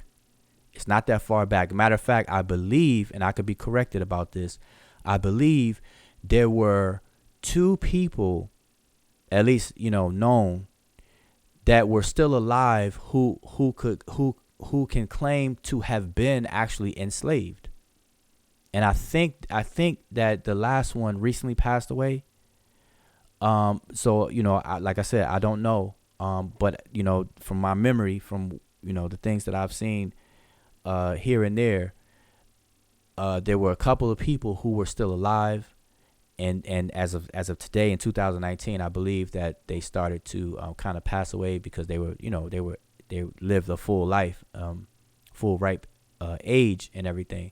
So I say that. And then, you have people who are alive today who can claim a parent who was an actually enslaved person. And maybe that's what it is. So again, don't quote me on this. But my point, though, let me just say what my point is. My point is that slavery is not all that far back in terms of chattel slavery. And then you have what Dr. Cornel West calls neo-slavery that went on afterwards. And we know the Black Codes, Jim Crow. We know all the convict leasing, sharecropping, redlining, everything that's going on. Okay, so anyway, I'll wrap it up there. And again, I thank everybody for tuning in. And next time, just keep your eyes open. I usually try to prep the YouTube so you'll be alerted to when I'm going to come on and what the topic's going to be about. And I'll try to keep that up. And I'll have some mods next time. And I do apologize for any trolls that were in the chat today. And again, I appreciate everybody. All right. So I'll say peace.